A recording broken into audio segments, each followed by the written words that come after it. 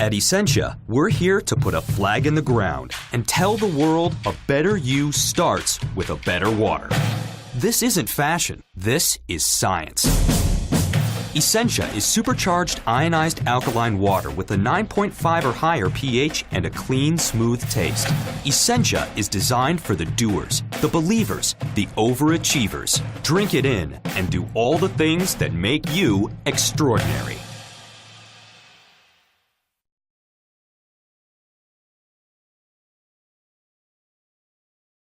The views and opinions expressed by tonight's guests and topic of discussion do not necessarily represent the official policy or position of S4, its hosts, syndicated carriers, or anyone associated with this broadcast. Any rebroadcast or reproduction of this broadcast or podcast without express written consent of S4 is strictly prohibited. Listener discretion is advised. Because we don't understand how life formed, it is difficult to estimate this probability. The likelihood of a complex molecule like DNA being created by random collisions of atoms in a primordial ocean is fantastically small. In an infinite universe, it would happen in some places, but they would be very far apart. If we want to find advanced intelligent life, our best bet is to listen for radio signals.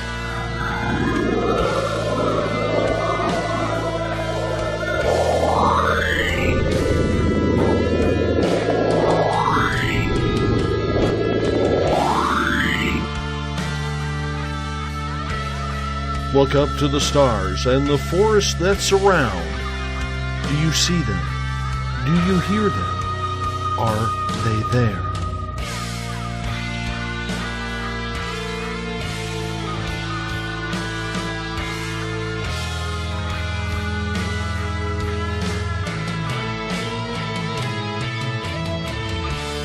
SpacedOutRadio.com presents S4 with Forest Moon Paranormal's Eric Cooper and friends. Also, take the time to join the Forest Moon Paranormal Facebook group. I knew I should have made a left turn at Albuquerque.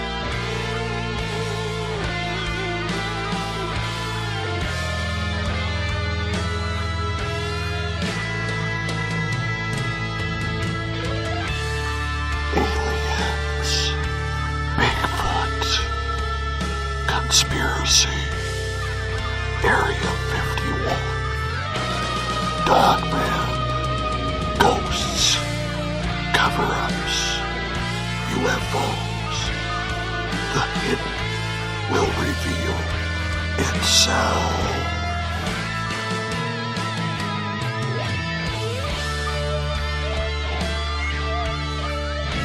It's one small step for man, one giant leap for mankind.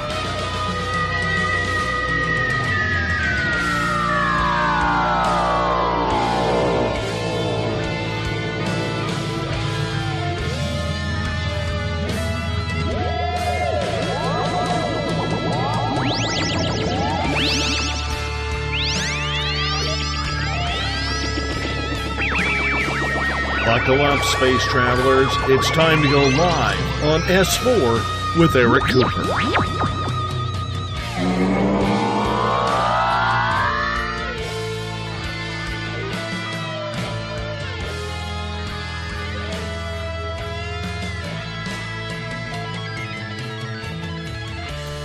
Good evening, ladies and gentlemen, and welcome to S4 with Eric Cooper, broadcasting live from the beautiful mountains of Concrete, Washington.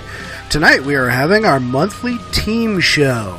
Tonight on our panel we have Eric Markham, our FMP scientist, R. Keith Andrews, astrologist and alien specialist, Michael Hall of UFO I-Team, Donna Cunningham of the FMP Astral Team, Bonnie Smith of the FMP Astral Team, myself, Corey Reese, and your host, Forest Moon Paranormal Zone, Mr. Eric Cooper.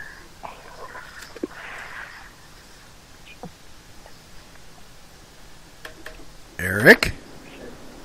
Did we lose Coop early in the show this time? No, He dropped out quick. S4, yeah, it's not S4 show unless Coop's phone drops at least once. Well, usually it waits till the end of the show, but all right. Yeah, we usually get about past 4 the to first 5. introduction. All right, I'm working on getting him back on here. Jeez, you dropped the host off. Since he is the host, right? Gotta love technology. Yeah, gotta love it. So how we doing on concrete? Love when the phone drops right in the beginning of the show. So, as most of you know, FMP is at the concrete market. Wait, let me rephrase that. The Skagit Upriver Farmers Market, not to be misconstrued for any other markets upriver.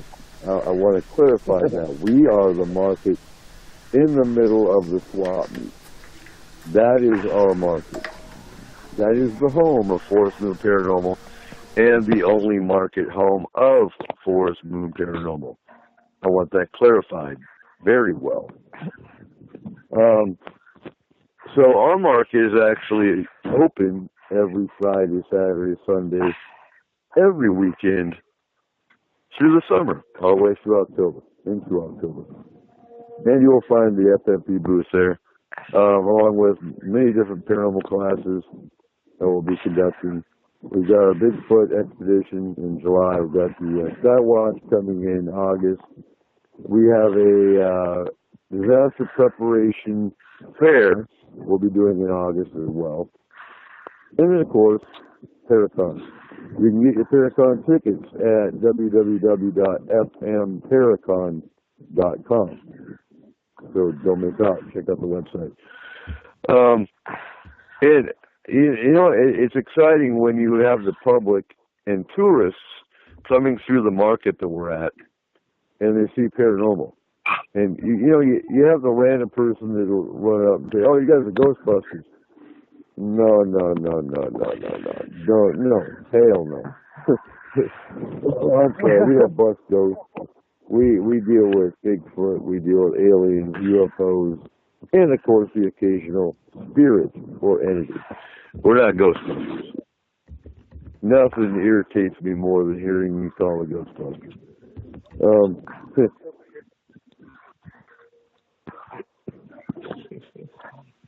Oh, I love it. Ain't it great? First, I want to put a shout out to my sister here, Bonnie Smith. Today's her birthday. I want to say happy birthday to her. And happy birthday! Happy birthday! Now that you're 21, are you gonna go hit the bars? Hell no, I haven't even had a drink today. Excuse me. No, I haven't even had a drink of alcohol. I've been a good girl, sort of. Shame on you. I know. I need some partners in crime up here now.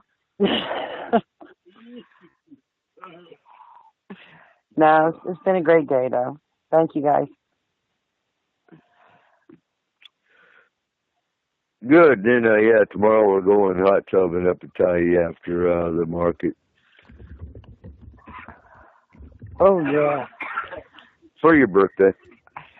Oh, really? Thank you so much. My favorite place. I love it up there.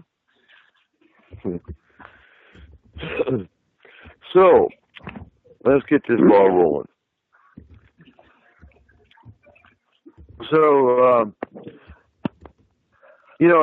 carrying on from last week, Skagit County, where our team is headquartered, has the most Bigfoot and the most UFO sightings in the state. Skagit County does. And we're going to actually kind of key in on that at the market, especially when we start doing events, when we start doing classes for the public, things of that nature. Because I think it's important that people understand that, whether you believe in the paranormal or not, the paranormal believes in you for sure.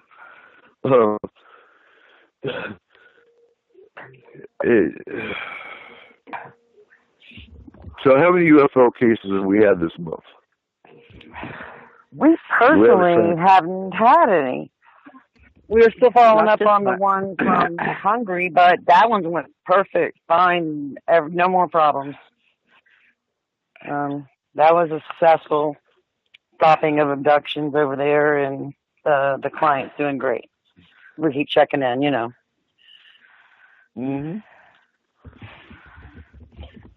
got some more complicated cases, kind of like we've got one coming in now. I've got to start a group on where it's Oklahoma, and it's like it's a family thing, but they're living on a lot of really heavily populated with spirits Native American land. It's going to be an interesting case because it's a family that's being 3 different residences affected. So I'm getting ready to start that. I've been kind of talking to her for a few days.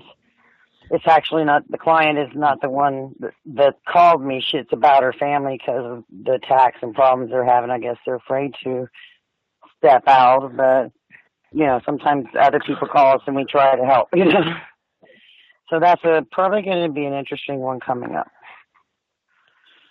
Well, there's also I was talking to a person at the market today that up in the exact same mountain area that I went for the Bigfoot sighting.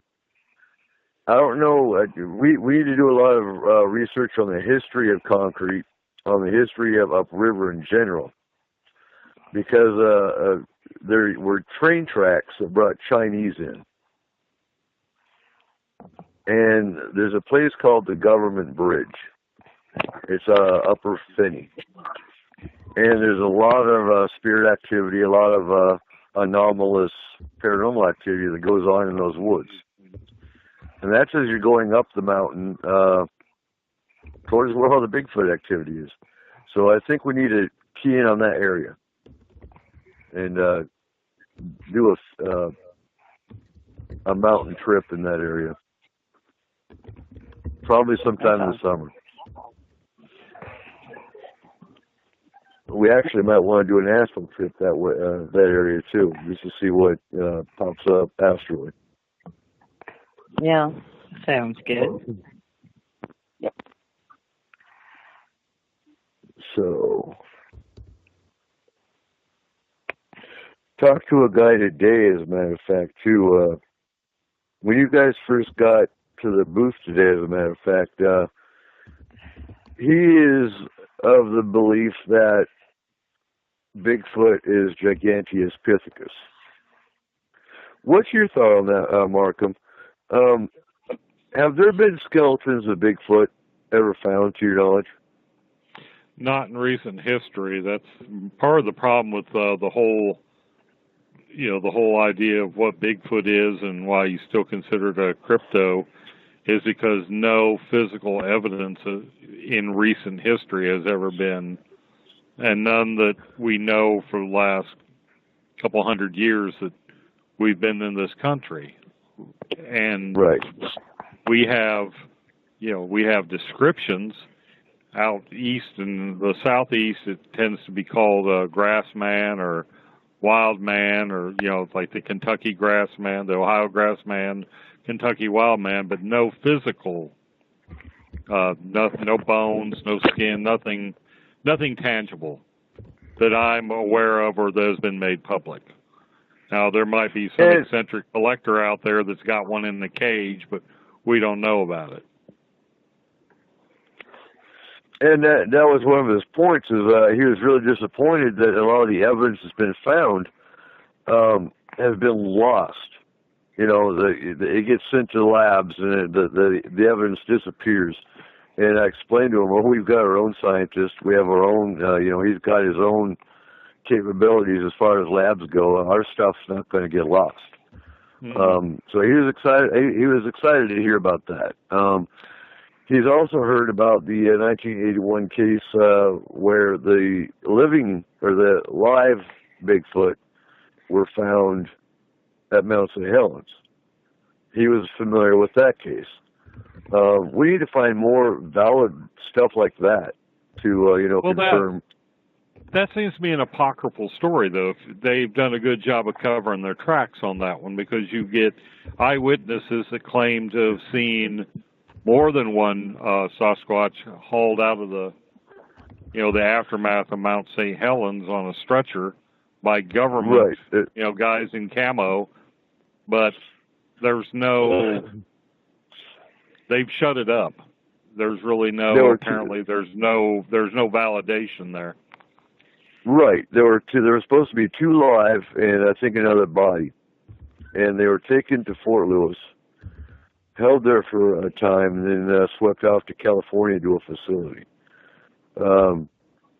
Based on the research I've done, that holds plausible. I know personally on Fort Lewis there's a lot of areas that you're not allowed to go. So a lot of areas that, on Lewis, that they could have been taken very easily. And then there's supposed to be a Bigfoot facility in California. I can't remember the exact location and all that for it. Well, like a primate research lab of some kind? Something, yeah. There's some kind of a government facility. I just find, one of the arguments you hear, and I'm going to kind of play devil's advocate about the remains. Mm-hmm. No one's ever found a skeleton. No one's ever found a body. And they always say, and proponents will say, well, that's because, how often do you find a bear skull out in the woods? Yeah. How often do you find a deer skull? Right. I personally have a collection of, I lost them in a move, but I find remains of animals all the time. Now, putting my cryptozoology believer's cap back on, these things are obviously crafty enough to avoid detection. I think, and people probably sick of hearing me saying this, I think they have more of a shamanic background than they're given credit for. And they may very well either bury their dead, eat the dead, or they know some way of getting rid of their remains. Most species that live in an area or have, Neanderthals buried their dead. And there's a reason. If you stay in an area, you don't want to be kicking around and stepping through the oozing, rotting remains of your dead tribe mate. You bury them. You do there's some kind of funerary practice. They get rid of this nasty pile of, oozy stuff that was a body. So, we don't find bodies because I believe they're doing something. They have some kind of funerary rites, and they're disposing of the bodies in such a way that they're not leaving evidence. They're just not dropping dead out in the woods for us to kick over. Well, and going back to the shamanic or the supernatural principles of Bigfoot, I believe they can't be shot. You hear hunter stories of why he shot a Bigfoot. Oh, where's the body? I heard one story where the guy says he shot a Bigfoot. He went back the next day. There's no body. There's no blood. There's nothing. I don't think they can be shot based on the fact that I believe they can cloak. I believe they're shielded to where, they can't be killed by mundane reasons. Which is sort of a shamanic type of skill. They say the war chief Geronimo had a ceremony, and you look at all the raids Geronimo was part of, and he was never shot while he was, doing this ritual and leading his people into war. So, there might be some precedence there. Mm-hmm. That's what's so fun about this whole field of the supernatural and the paranormal. There's almost nothing you can't throw out there that, isn't plausible in some way, or that you can find another legend or another, apocryphal story that supports it or, references some point of view. So what do you think, Keith? Well, number one, can they be shot? The answer is yes. However, there are two things to take into consideration. You are right that they are far more attached to the shamanic ways than most people think. That said, the issue of being shot, certainly they can be hurt. The problem is that they can also heal at a staggering level. Okay, as far as not finding the bodies and that sort of thing, well, simply put, they, so far, they managed to take them with them, or quite literally bury them in such a way that you wouldn't notice it anyway. You take, for instance, a deadfall. Right? These guys are big enough to move that deadfall to put the body under it, where you're not going to see it. And you got to remember, they live in those woods. Trying to find them on home turf, they definitely have home turf advantage.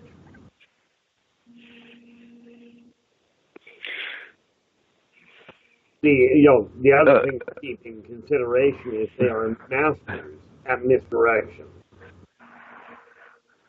So home turf advantage. You talking Bigfoot as actually being from the planet Earth? Yep. Okay. They are not dimensional. Gigantopithecus, actually, quite simply put, is what you're looking at. But what people did was they misunderstood just exactly how advanced it was. So, Michael, carrying on from last week, we have the highest number of Bigfoot per capita in Skagit County. And I think I'd have to go into Snohomish County as well, because of the fact that you've got, I can't remember the name of the mountain, but Upper Finney that goes across into Darrington. Why would that be? Why do you think we have the most Bigfoot? You know, it very possibly could be that we've got more population, you know, in this neck of the woods compared to the Olympic Peninsula.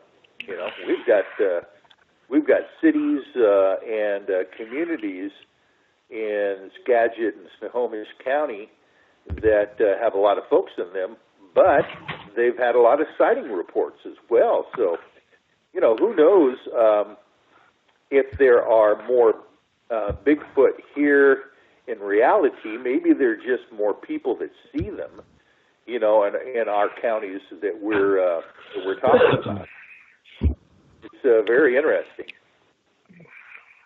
You know, and we brought up, as far as the UFOs go, we brought up the mineral content, the silver mines, the gold mines, and it's very plausible that a lot of the UFOs are here in this region due to the mineral content and the nature of the, you know, topography.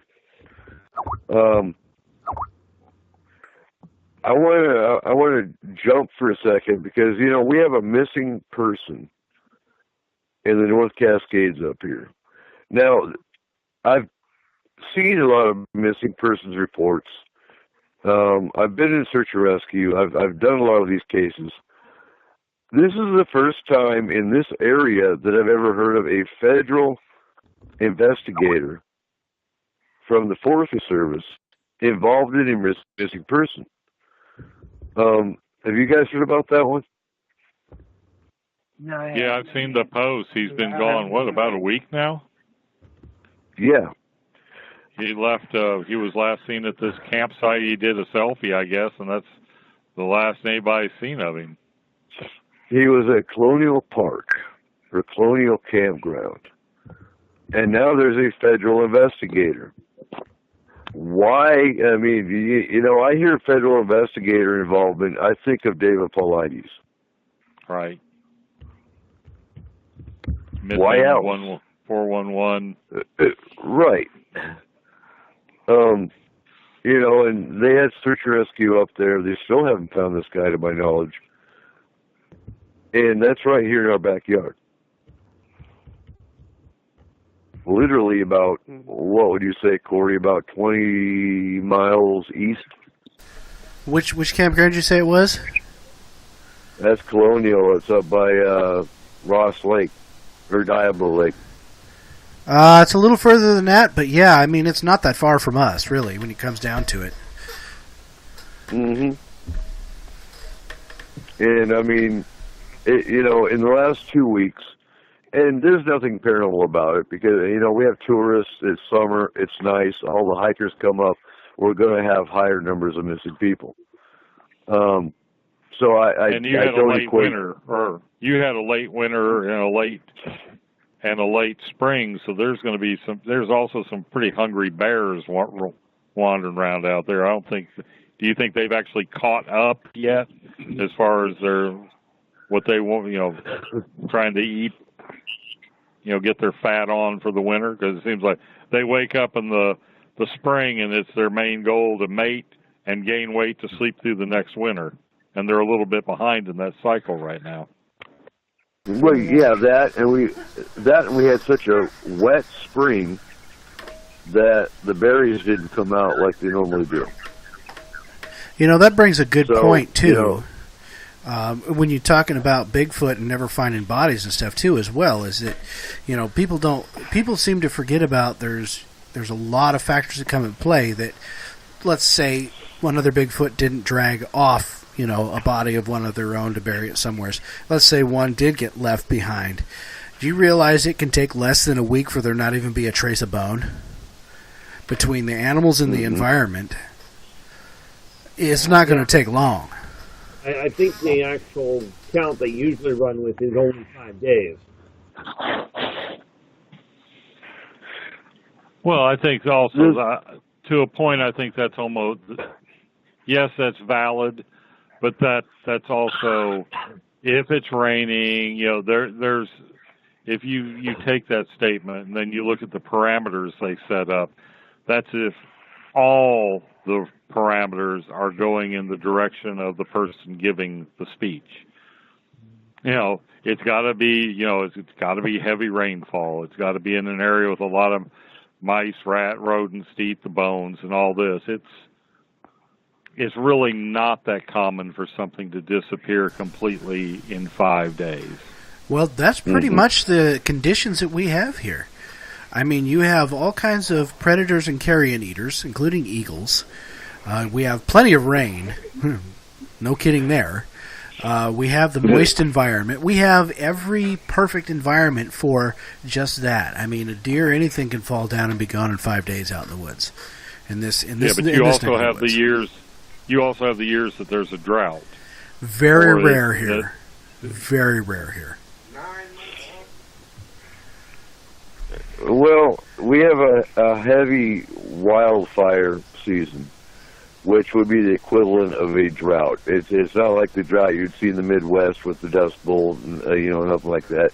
Our wells never dried up. Our creek out back does dry up. Every August, there's no water in the creek. That's about the equivalent of a drought.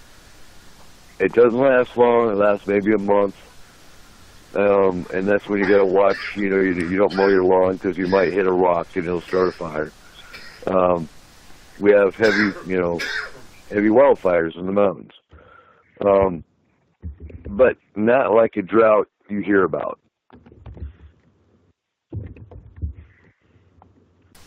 No, and even when we have, drought conditions here, as you would consider it, the animal predation and the carrion eaters are still quite prevalent.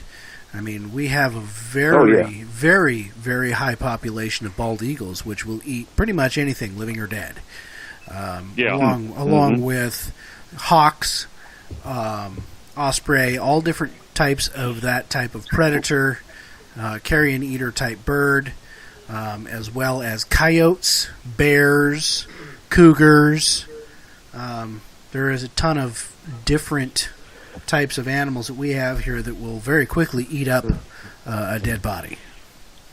Something I've always wondered, though, when you get an area where it's burning, do you ever have an uptick in sightings because the Sasquatches are trying to get away from the fire. Because some of these That's fires, my understanding is they happen in areas that people can't get into. It's a lightning strike, so it's not arson. It's a lightning strike that caused a forest fire in an area where it's so dense that who knows what's in there. Well, and that's what happened actually in New Halem, 2 years ago, I believe it was now.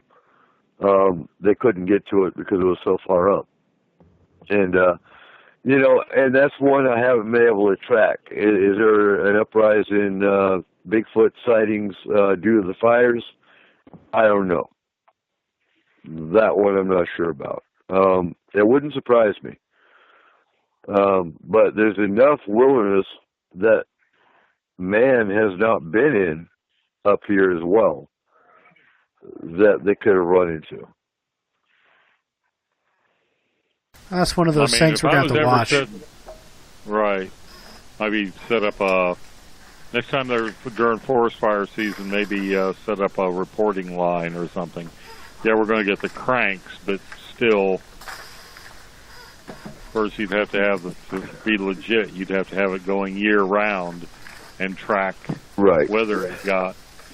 This might be worth looking into sometime. Because, well, if I was ever sitting on the fence, that's about whether the creature existed or not. Hearing the wood knock going up the trail next to Coop's house last summer, during my birthday, it was like, okay, I've heard of that before, and now I've actually heard it. So, yeah, right, and that was right in my backyard, literally. Yeah, literally. and I can tell you right now, since FMP's had a booth in the market, and it's been, 3 weeks now, we've actually had locals come up going, where are you guys based out of? We're like, Concrete? Seriously? You guys have been here the whole time? I'm like, yeah, we've been here since 2012. We've had 2 Paracons and Carrot. Right. So, I mean, and it baffles me every time because we're not, I guess we're loudest on social media. Now that we're actually getting out in the public eye, we've got magnets on the truck doors, we've got, postcards up on billboards. The word's getting out. And no, we're not Ghostbusters. We actually deal with Bigfoot sightings, UFO reports, alien abductions, the whole gamut. We're unique on that regard because 90% of your teams out there only deal with hauntings. So, a lot of the public are actually a lot more encouraged because up here in this area, I would say, and correct me if I'm wrong, I'd say about probably 6 to 7 out of 10 people that have lived up here for any significant amount of time have probably had some kind of a Bigfoot, at least, encounter. And then below that is UFO. I'd say at least 1 in 10. That's pretty good numbers. We had a couple come to the booth that talked about theirs, didn't we, Eric? I know one gentleman was talking to me one day about an experience he had once they realized that we, what we are. So I think 1 maybe 2 have came while I was there and mentioned the fact that they had encounters with Bigfoot or what they believed to be Bigfoot. Mm-hmm. I mean, we have a lot of loggers up here. You won't find the loggers talking about it so much.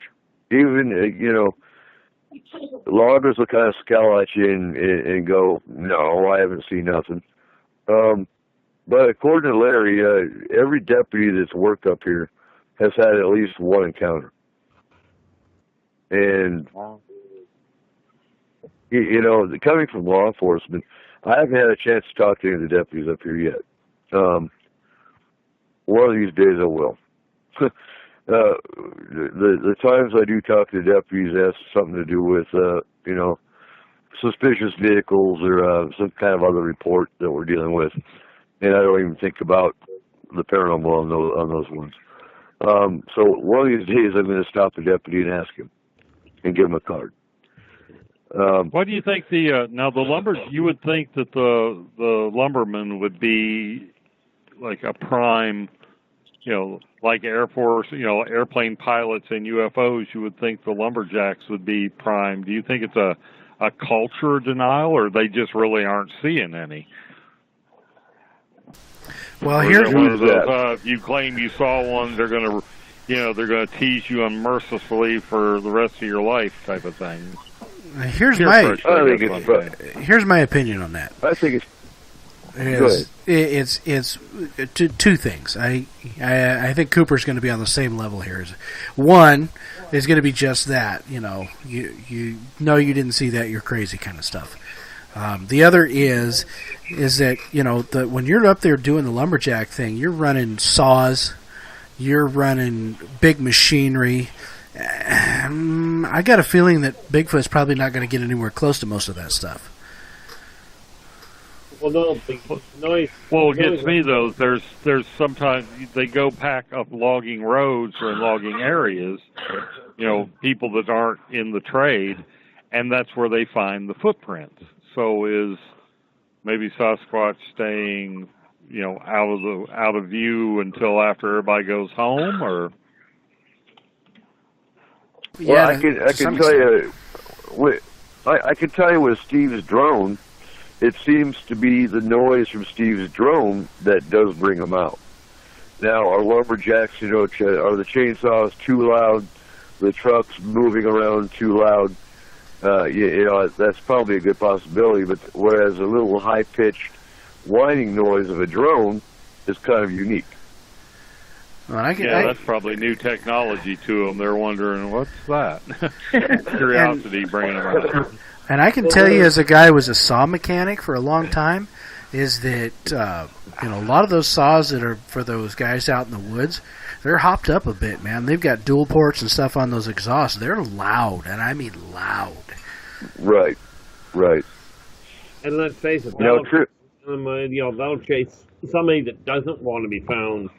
They will put that noise level to extreme advantage in getting out of sight while the person is tied up paying attention to the fuel. Tripp's got real quick. Tripp's got a question about missing people. How many people go missing looking for forest fence, 2 mil hidden treasure somewhere in the mountains north of Santa Fe? I don't know. Anyone else have a good answer for that one? Well, my thought is that anybody who decides to go packing for some hidden treasure anywhere, unless they're very good outdoorsmen that's very well prepared, is taking the risk of going missing. Because you're going to be going off into places that aren't marked, that aren't trails. So the possibility is pretty high with anything like that. Well, and I believe he's talking Santa Fe, New Mexico. So you're talking a completely different terrain. You're talking desert. You're talking rocky terrain, rattlesnakes, whatnot. So if they're missing up there, yeah. And if they're looking for treasure, I do think there was a fairly popular case of one missing that actually hit the press. Not sure if they ever found that one or whatnot. That was a few years back, though.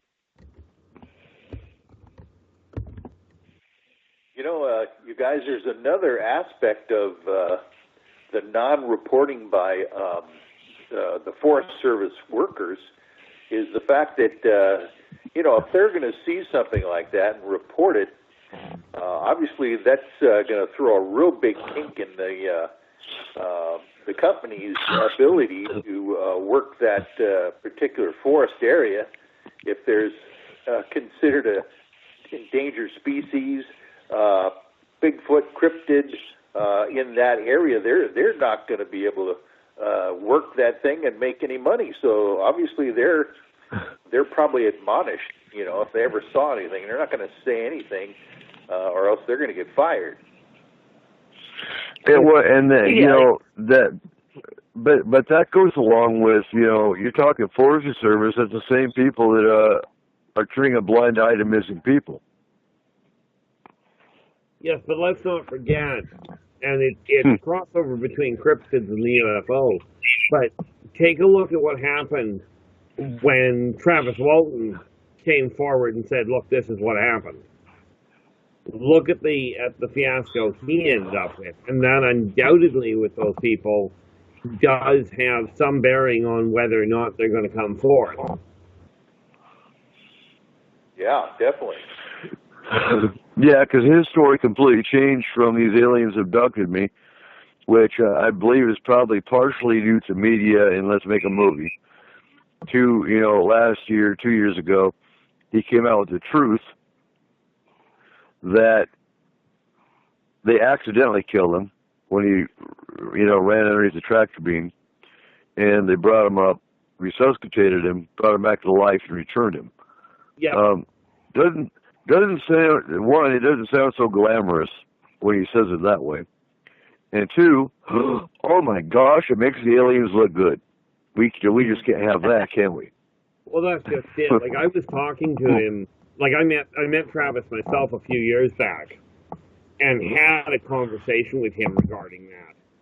And apparently, there was one heck of an argument to start with when they went to do Fire in the Sky in the first place, because he knew it wasn't accurate at that point, but he didn't have any kind of control over it.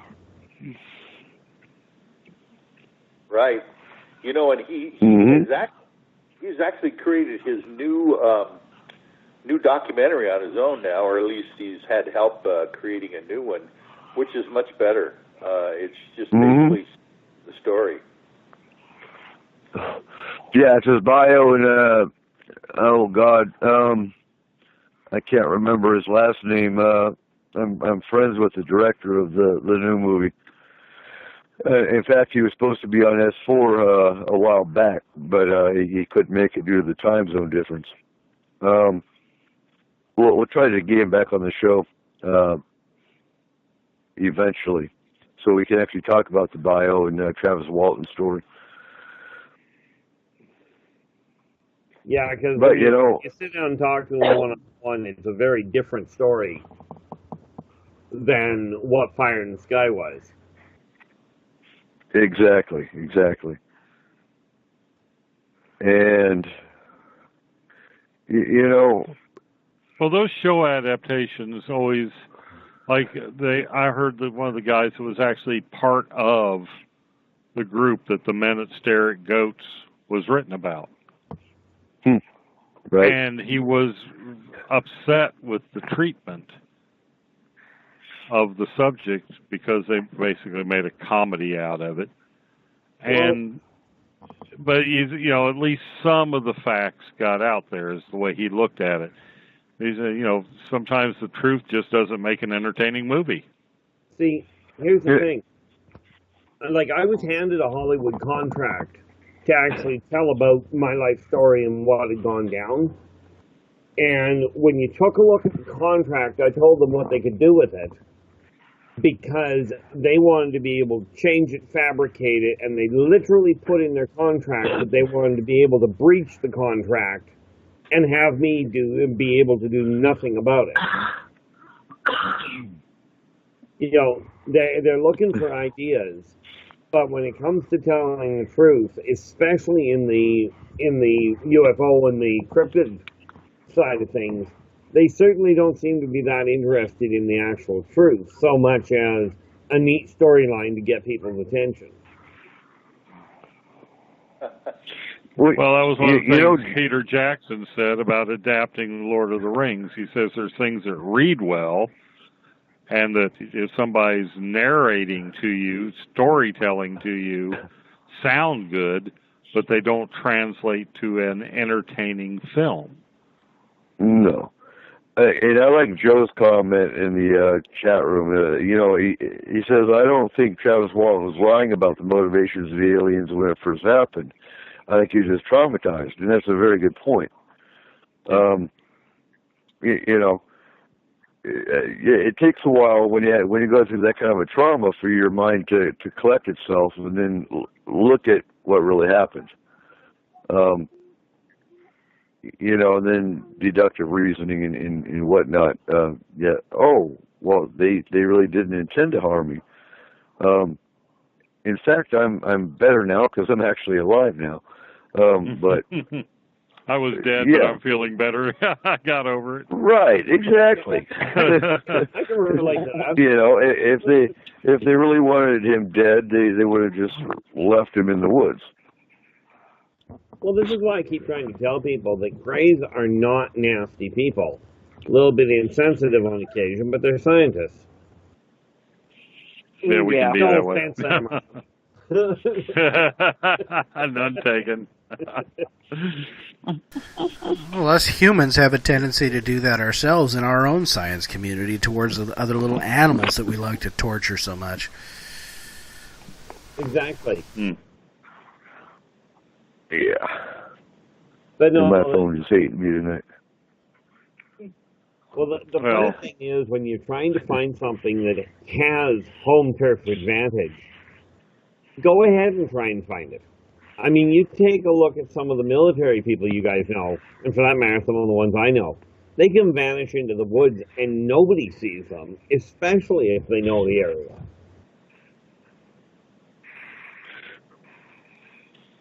Now, getting into cases real quick. We've had some, I've actually gotten a lot more phone calls for cases versus, normally. And since we're doing a team show, I keep getting asked how we handle cases. I want to address that real quick. I addressed it in the group, but not everybody here is in the group. So let's go over how a case is handled. And let's see, I'm seeing how much time I've got here for a second before we go to the break. You got time. Go for it. Yep. So when we get a case, either one of the team members gets a case, they address it to me for triage. And so I'm in about 60 different groups, whether they're pagan or they're paranormal. And oftentimes, either a moderator or an admin of another group will see someone that needs help. They'll tag me in it. I'll address it. Or I'll get a phone call, I'll get an email. Either way, triage is the first step. What is triage? Triage means I'm going to look at that case and assess whether it's urgent, because oftentimes we get more than one case at a time. And if it's got a child or a pregnant woman, then it goes to the top tier. Also, what I assess for, is it alien or is it a spirit? Is it a haunting case? And what location is. If it's within our range, then we will go boots on ground along with astral. If it's in another locale, then I'll see what kind of teams we have in that area so they can go boots on ground, and we'll go astral. The common denominator is damn near every case is going to be an astral involvement. Then I will make contact with the client and pull in the astral team at the same time. Astral team will take over, handle whatever needs to be handled, and then it goes to aftercare. Astral team will pull out. Aftercare, along with our therapist, Francie, will handle it, and that's a wrap. That wraps up the case. That's how we handle cases in a nutshell. We have two different forms that we use. One is for general paranormal. The other one is straight UFO alien abduction. And so that's another reason we do triage, to assess which form they need to fill out. Am I missing anything? No. No, sounds pretty right to me. That was the quick, summed up version. The description I gave in the group was a little bit longer. But yeah, that pretty much sums it up. Yeah. And, for anyone that's listening on KSVU or hasn't heard of FMP, Forest Moon Paranormal, we do have two scientists. You're listening to one of them, Eric Markham. Our other one is Karen. She's over in where Michael is, in Glacier, and she is our meteorological scientist, or atmospheric scientist. I believe is she part of UFOI team as well, Michael? You know, she is tangentially, but she is also one of the main witnesses in our pitch pilot episode for the unscripted reality TV show that we're working on for the UFOI team. Matter of fact, you guys are not going to believe this. I'm up here in Glacier, house sitting a cabin, which is just maybe 100 yards down the road from Karen's cabin. Now, have you seen any of the orbs that she sees all the time? And for listeners that know her as Orb Lady, that's Karen. She is known as the Orb Lady. Yeah. Matter of fact, I have told her, I've texted her, and since we don't have cell phone coverage up here, at least she can text me. And I said, if you see anything tonight, no matter how late it is, since I'm going to be up till 2 in the morning anyway, let me know, because I want to go down there and find out. She actually takes photographs of these things pretty much, on a weekly basis. Yeah, I want to see some more pictures. And these aren't, for the listeners, you hear about orbs, and these aren't orbs that just show up in pictures. These are actual physical, with the bare eye kind of orbs. And that's what makes them very unique, because you can look at pictures of orbs all day long, and you can kind of tell, oh, that's dust particles, or that's just an insect, or whatever. These are actual orbs that you can see with the naked eye. Yeah, which certainly adds a whole new dimension to the thing. Yeah, exactly. It's not just a picture. She'll be walking and she'll turn around. Something will tell her to turn around. She'll turn around and there's orbs following her, which is, why would they call her the Orb Lady?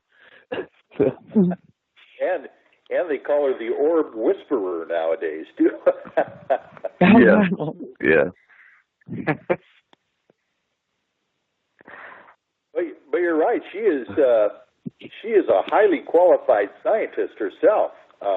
Many years in the field, and so when she says that she's experiencing this phenomena, she has a lot more credibility than most folks out here.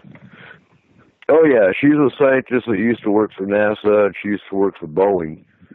So you take someone in the science field that's worked for some pretty high up there governmental agencies, lends a lot more credibility.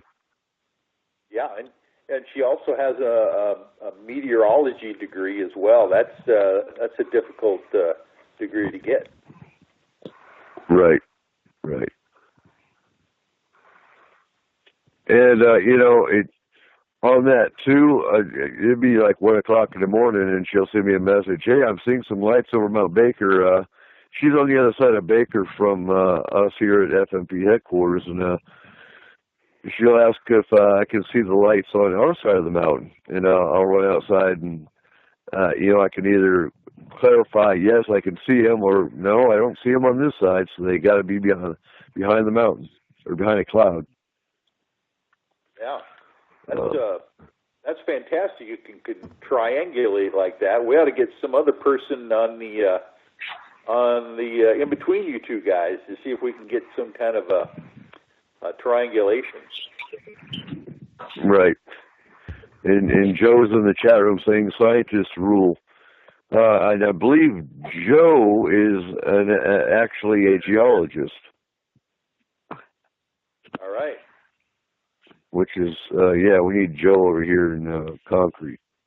I got some other work for them to do.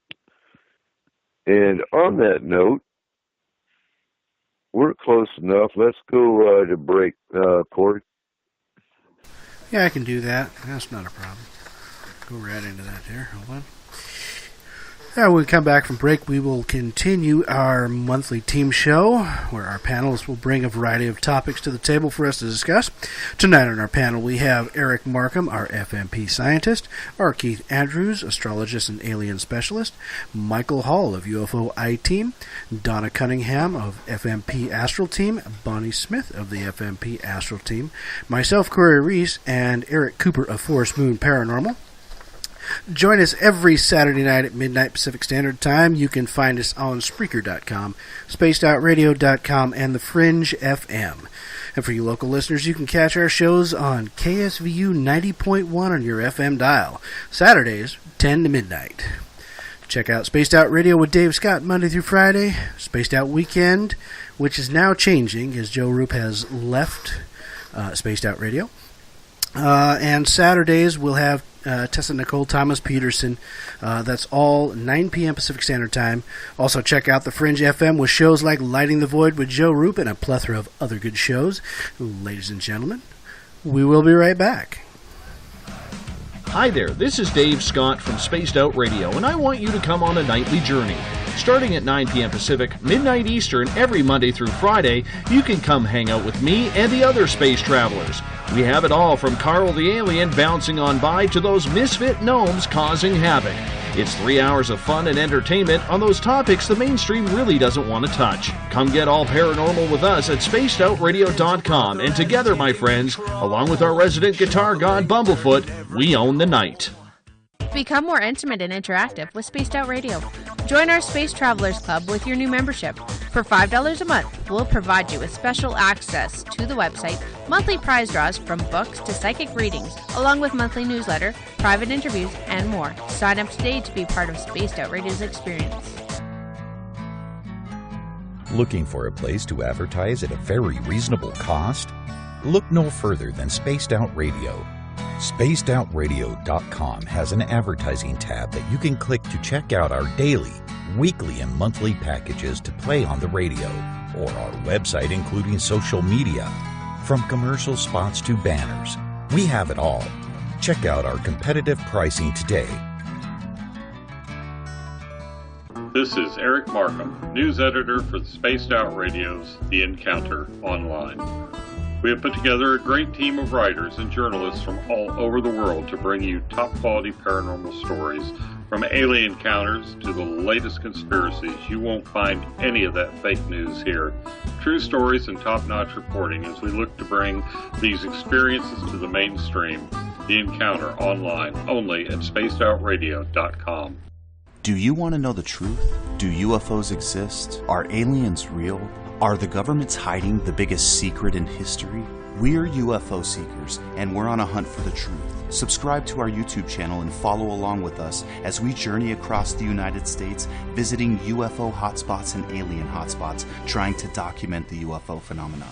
Catch us on Spaced Out Radio every third Monday of the month as we discuss Area 51, UFOs, and more. And also, don't forget to subscribe to us on YouTube. Have you had an experience you can't explain? Would you like someone you can trust to look into it? We have just the place. The SOR Sightlines Report is the place for you to find answers. Whether it's Bigfoot, UFOs, Dogman, ghosts, aliens, or anything strange, the Sightlines Report will get you connected with one of our expert researchers to find out what's going on. All of your personal information is kept 100% confidential. The SOR Sightlines Report, a place for you to find the answers you need. Only at SpacedOutRadio.com. Welcome to Spaced Out Saturdays with me, Dave Cruz from Beyond the Strange.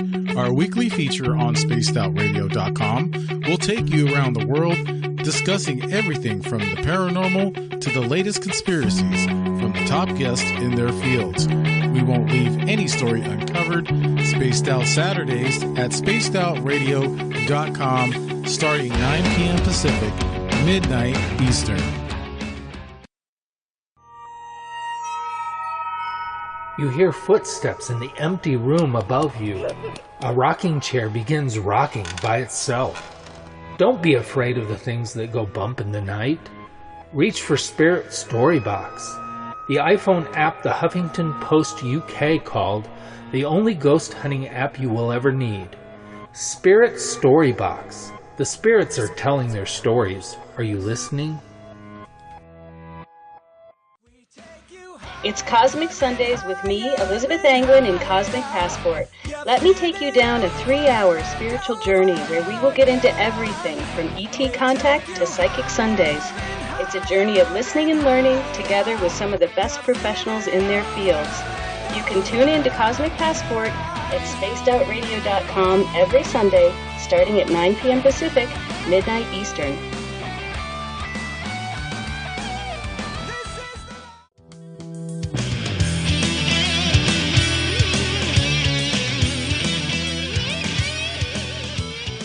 The views and opinions expressed on tonight's show by tonight's hosts and guests are not necessarily those of Spaced Out Radio, Spaced Out Saturdays, Spaced Out Sundays, or SpacedOutRadio.com. Listener discretion is advised.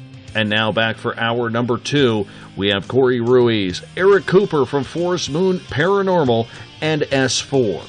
You can find Forest Moon Paranormal on Facebook. And for more information on S4, visit spacedoutradio.com. And now, here's Eric Cooper and Corey Ruiz.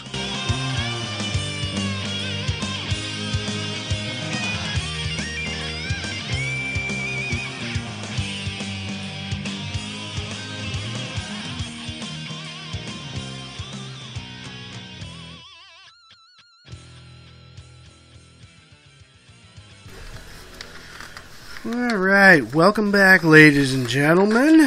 For those of you just joining us tonight, we are having our monthly team show. On our panel, we have Eric Markham, our Keith Andrews, Michael Hall, Donna Cunningham, and Bonnie Smith. Welcome back, everyone. Well, thanks for having us. Woohoo, do we have Markham back? I don't think he's back yet. He had to make a quick run, so he'll be right back, though. Yep. All right. So let's talk, as they were talking in the chat room, they're tired of hearing about psychics and UFOs, but I'm about to talk about UFOs. So hopefully I don't disappoint y'all.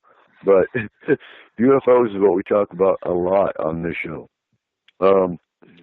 And more from a case perspective, though, than, well, do UFOs really exist? No, you think?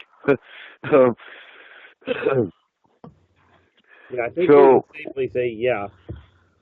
Right. And so, the more FMP gets out into the public eye, the more we're going to hear about what's going on. A few months ago, I was walking through the swap meet before we even got to the market, and I went to one of the stands, and the woman at the stand told me, "Did you hear about those lights in the sky in Rockport?" I was like, "Really? Seriously?" Yeah, all hear about FMP in the Concrete Group all the time. If you hear about lights if you hear about lights in the sky, or you have a Bigfoot sighting, why don't you all contact us? Those are the things we do. That's what we're here for. But yeah, it gets frustrating when, not everybody's on social media, and I do get that.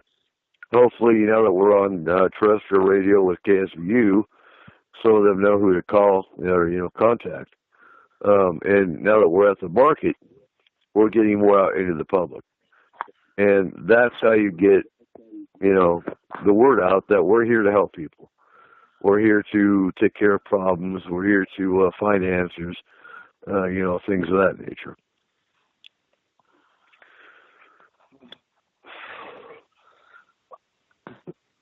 Yeah, which is very, very much the issue that you have to look at, in a sense.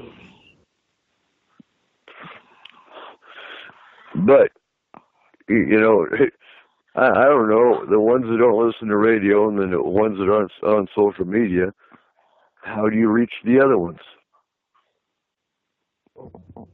Well, that's going to be an ongoing issue because it still has to rely on word of mouth.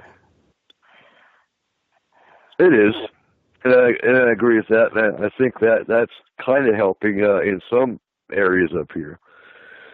I'm also finding more groups that are local as far as Facebook, social media goes, that I'm able to reach out, different audiences, such as Brits List for Whatcom County, Brits List for Skagit County. Unfortunately, one of the big news Facebook pages I'm blocked on. And that's one of the, one of the bigger ones, but because I'm blocked, I can't get any kind of information out. Which is why I'm always bugging the team. Hey, will you guys go share this on this site? And one of these days they might get blocked too because that particular site doesn't like FMP because we're real. We're a real team. I got called out of one this week. We're mad because they got kicked out. Right.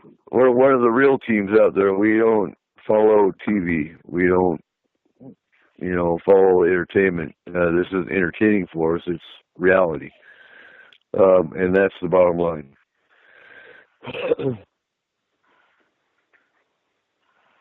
And I'm following along in the chat room here. I think Roop is in the chat room, it looks like. All right. Go.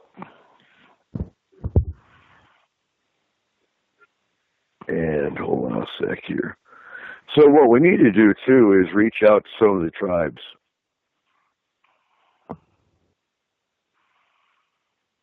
Yeah, because I've seen some real entertaining insights.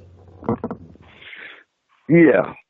And, hearing some of the legends and lore of the tribes in this area would answer a lot of the questions as to what's going on in the mountains. Yes, very much the case. And I know up here we've got the Saxu Idol tribe, we've got the upriver, the Skagit upriver tribe. Called the Upper Skagit tribe. Sure. Yeah, there you go. There you go. The tribe that would be entertaining to talk to would be the one right around the New Mexico, the Roswell site, because the elders there have hidden information they haven't talked about, at least not extensively. Mm-hmm. And funny that Keith should bring that up, because I have just a little bit inside information regarding Matt Moneymaker's new television series that's coming out. It's about the indigenous people across the country and their stories of giants and Bigfoot. I have just heard that that's going to be his new focus, and he is going to go around to the various indigenous First Americans and talk to them about these stories. That should be an interesting show. Yeah, no. Well, we were going to have a Native American show actually, and our guest had medical issues and couldn't come on the show, so we had to do a fallback show. We'll have to get him back on the show though. Great.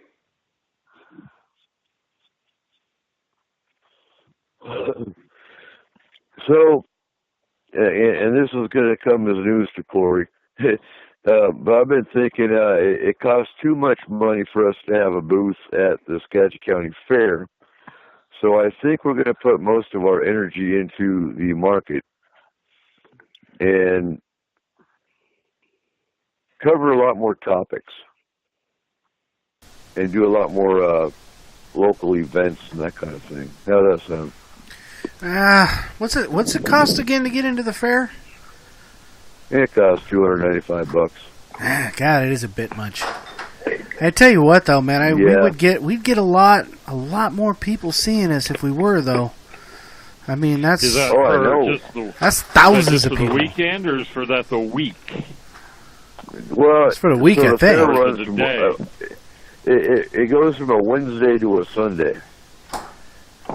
It's $295 for that whole. Yeah. It's 4 days. How long do you have to make application for that? Well, it's in August. I'm not sure if that price goes up or if, the $295 was the early bird. I'd have to look again. And what really sucks is it's a commercial rate. They don't do a nonprofit rate. Okay. Don't make a final decision on that. Right now I'm kind of underwater, but I still pledged you guys $1,500, and if I have to sell a testicle or a kidney, I'm going to come up with it. So don't. Oh my! So don't count. Don't be selling the testicles. You might need them. Yeah, don't count the fare out yet.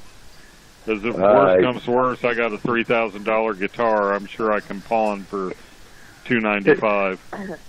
Oh. Well, no, you know what, Joe? We could actually sell 46 at the fair. No, that's not how much it costs to get into the fair. That's how much it costs to actually have a booth in the fair. And if we had that kind of a booth in the fair for Forest Moon Paranormal, we could actually get a lot more information out, as well as push Paracon, as well as push events that we do, training, recruit new membership. Get a load of flyers made and stuff like that. I'm thinking a lot of just Paracon. I mean, you start getting the word out there. That's a lot of people comes through that fair, man. If they see the fact that there's Paracon coming in September. And don't quote me, but I think it's like 14,000 a day people that go through there. Exactly. If you had just half of that saw you and saw Paracon, you know what I'm saying here? Yeah, I'll make that a priority. I'm a little upside down right now with everything that's been going on. I'm sure somehow I can come up with that $295 and just take that off the $1,500 I pledged. So plan on that. Find out what the deadlines are and let me know. So I can do that. So I don't put it off till tomorrow until it's too late. The National Procrastinators meeting has been rescheduled for next week. You might want to schedule a time for people to man the booth as well, so we can get full coverage. Yeah, we've got enough team members here. Just chain Donna and Bonnie to the bench. I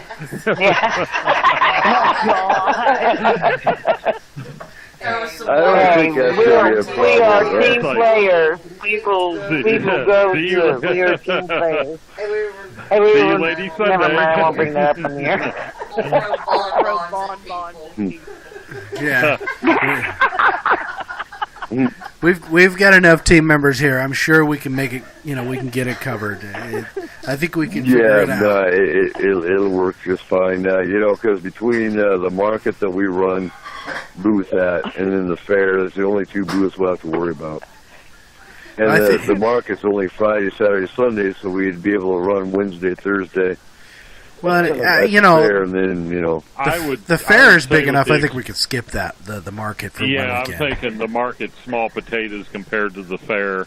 I would say to the fair, concentrate on the fair, and chances are people aren't going to be hanging out at the market if the fair's open anyway, or very few. And a lot of your vendors are probably going to want to be out at the fair too. So, the vendors at the market, it's a farmer's market. They don't go to the county fair. The county fair they don't have that kind of. No, they don't have a produce or. Oh, okay. Not really. I'm You know, you have the old Grange. county fairs. Right, but the old county fairs here, you have the Grange where it's a pretty display. It's not produce for sale. It's look at how big my pumpkins got, you know, kind of thing. Right. Well, we had that, but it seemed like maybe I've just got a false memory. But it seemed like there were off to the peripheral. There were like, you know, the guys that had truck farms would bring in produce to sell. You know, a farmer's market attached to the fair. So, which I'm no, nothing like that. They don't. You know, and I remember the fair as a kid because I showed a cow at the fair, and I pretty much lived at the fair when I was showing. So now it's pretty much all commercial. There's not even, you know, being in 4-H, there's not even as many 4-H groups as there used to be. So even the agricultural side of the fair has gone down. Yeah, I mean, we do have vendors for, you know, produce and stuff like that up here at the market. That's kind of the whole purpose of it up here. But, yeah, you really don't see a ton of that anymore down at, you know, the fair. You see a lot of people showing animals, and, you know, there's some 4-H stuff. And, of course, they have the carnival and everything. But, you know, it's not a lot of produce and stuff.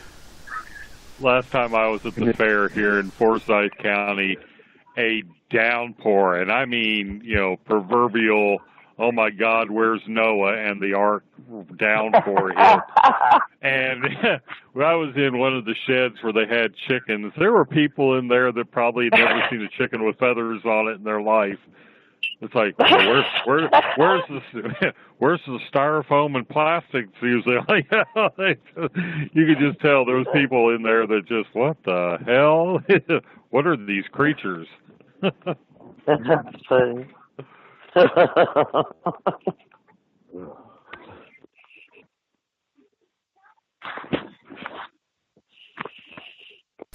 Yeah, I think that definitely we should we need to figure out one way or another. I think we need to get to that fair because I think that's going to be a lot of promotion for us. I mean, that's going to be public eye right there. Tons of people. You know, we're going to get a lot more people that are at the fair that you will have that come up here that are more into the paranormal. You know, when they see that there's a Paracon and some of the other things that we got going on, we're much more likely to get people that are going to want to come to that stuff. You know, that spot right there. You know, let's say we planned a Skywatch, public Skywatch or something for next year. Let's say at the fair before that happens. Like this year would be a good time to promote that because then people are going to see that and want to go to something like that. There's going to be a ton of people for something like that. And that's what's funny too is here's the thing though, when you plan those kind of events, is the insurance that comes with them. Because we could do a Skywatch, and if we have to get insurance for a Skywatch, it's a lot less than if you do, say, a Bigfoot walk. Because insurance companies look at that and they go, well, someone's going to trip, someone's going to get lost, someone's going to get hurt. So you pay a whole heck of a lot more money for, say, a Bigfoot walk than you do a Skywatch. Wow. So there's a lot more fundraising we got to do events if we're going to do them as fundraisers because you wind up putting more money out than it's worth it as a fundraiser. We've I got to talk to you later, Coop, because we've got some ideas brewing over here on our end for some stuff to possibly do things a little cheaper to make a little more money on fundraiser stuff. So we got to chat. We'll have a business meeting here next week. Get some things ironed out.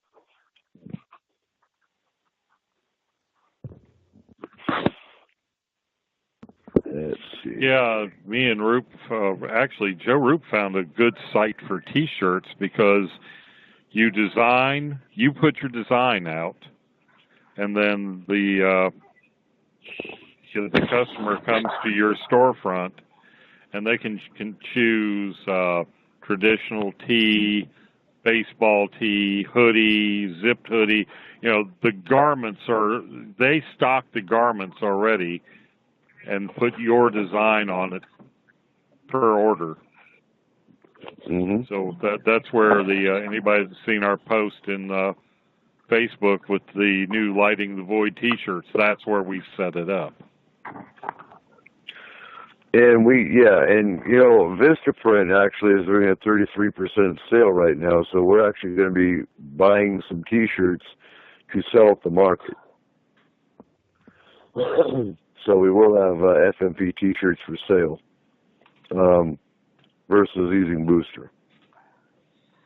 Because the thing about Booster that sucks is you have to have a minimum order before they'll print and ship. If you don't make the minimum order, then they won't print them, and anyone that bought them gets refunded, and they don't get a shirt. Yeah, there's got to be a better way. That just sounds like crap. Right. So we need to find. We looked up, some of the cost of what it would take to get some of the stuff to do it ourselves. Presses. Screen printer? Yeah. Well, no. But we can get a heat press. For $2.50, and then you can get rolls of the printing stuff. You print it off in the printer, and then you just press them on. You can do cups, hats, shirts. Transfer? Yeah. I mean, those ones I just sent you, mark them via PM. We did those. Yes. I printed those off on my printer, and we ironed them on. Okay, that's pretty cool. What's your how many can you get off of? Is it a special cartridge in your printer, or no? Just a regular ink. Oh wow! And I think, let me see here. What was it? I calculated it out, because we were looking around doing a little researching, for probably about $5 to $7 a shirt.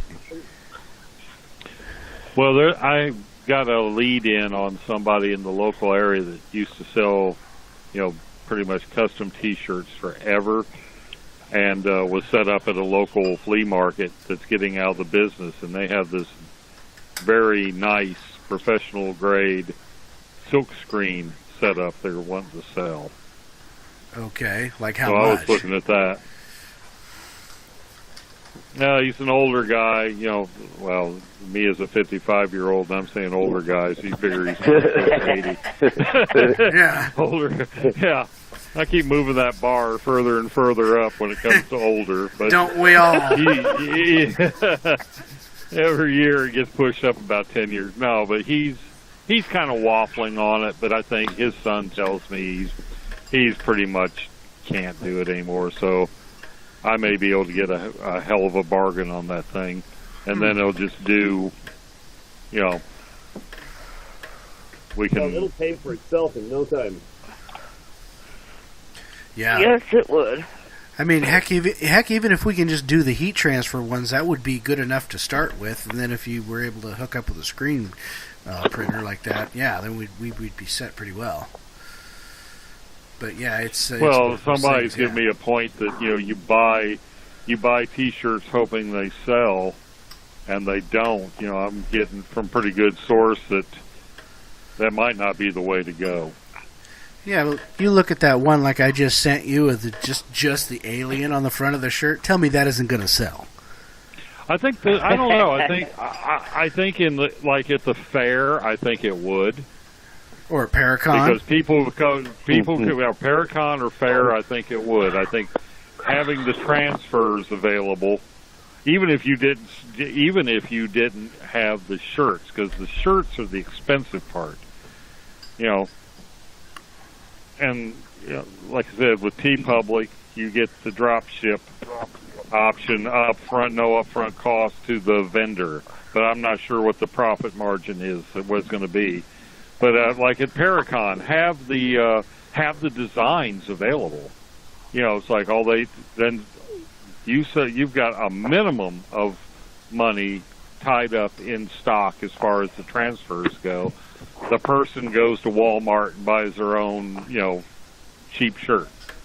Yeah. That might be Yeah, that's an option too. But also, I figured just looking at what I found, you're talking about a 50% markup. I mean, that's a pretty standard profit margin on anymore for anything. So I think it would work out pretty well, because I think that's an even better profit margin for us when we're doing our fundraising than they do through the one that they've got going with the hoodies and stuff. So.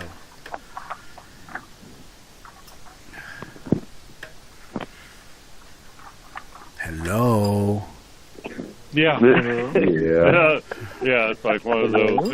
I think we're all thinking at the same time. People are thinking caps on.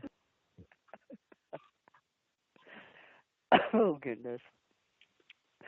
Yeah, and the other things we're looking at is keychains, mugs, hats, whatnot. The more promo material you got, the more people are going to buy, and the more the name gets out there. Now, the press that we were looking at will do hats, cups, plates, and shirts. Plates? Yeah. No kidding. We could do plates if we wanted to. Hey, Billy, can you hand me the Forest Moon Paranormal steak off that plate over there? Yeah. Oh. I want an FMP serving platter. There you go. So taking the barbecues to the hot dogs on it.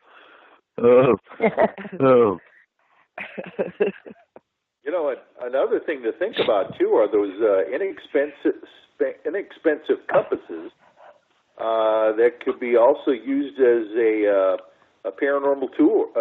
I mean, I use a compass just to double check if there's any trace effects of UFOs and those kinds of things. They're real inexpensive and they work great. Yeah. I'm reading Trippin's comment. Ouija boards, free future customers.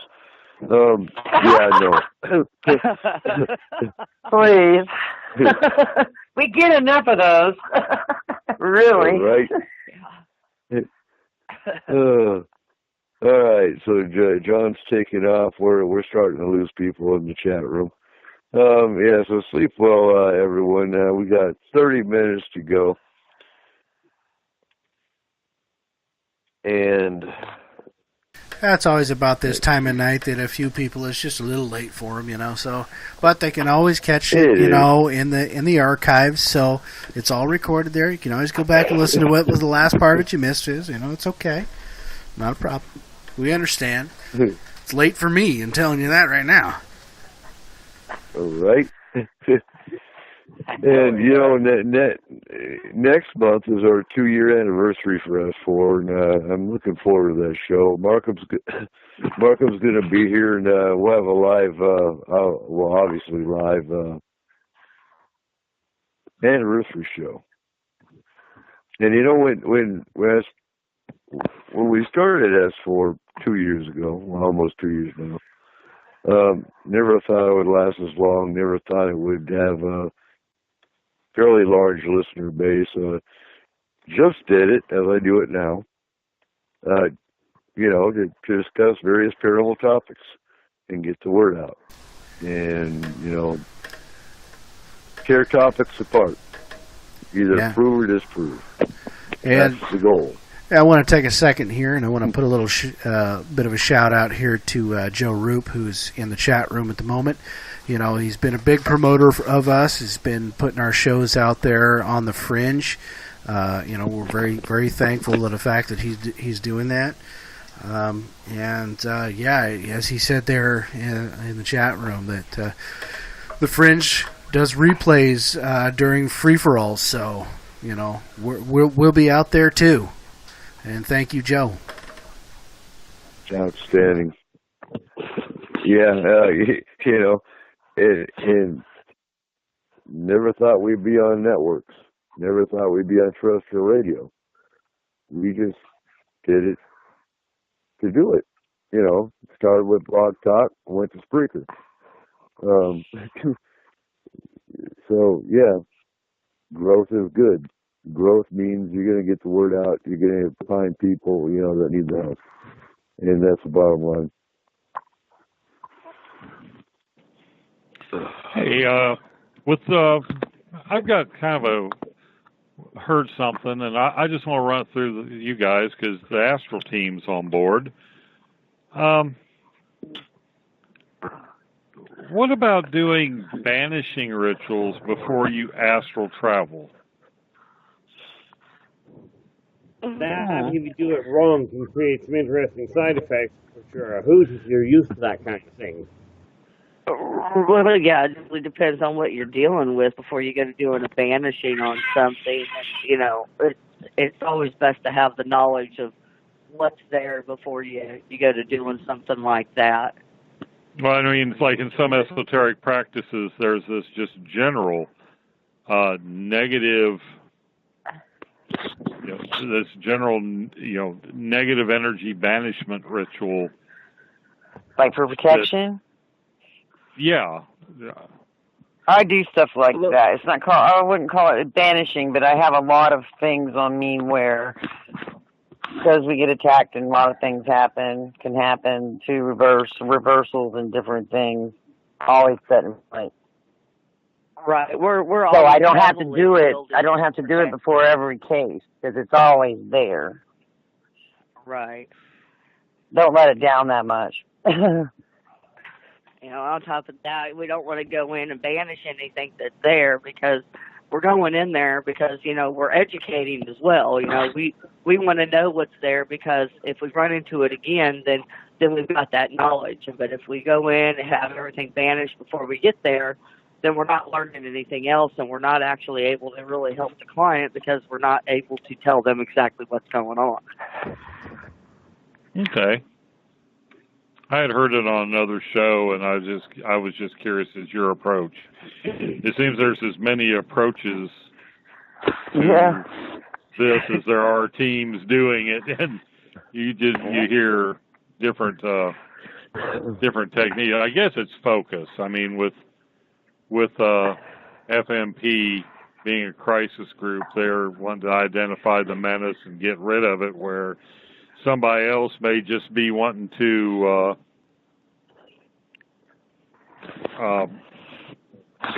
you know, just get rid of it to start with. Yeah, they don't want to go in and have to do what we do, which is go in and go into a combat situation and make sure of what's happening. You know, but like I said, Sis and I are and everybody else on our team is heavily, you know, protected and shielded, so we're not really too concerned about us. But, you know, we want to make sure that there's not something specific about a client that is drawing it. And if you go in and do a banishment, then you kind of lose that trail. And you know, we want to make sure of what we're doing before we get there. You want to actually see it where, like Robert Bruce, he's a big expert in astral travel, talked about banishing and invoking rituals before he even does the travel. No, well, but the thing you got to remember too is what we do. You don't always have to remove what's there.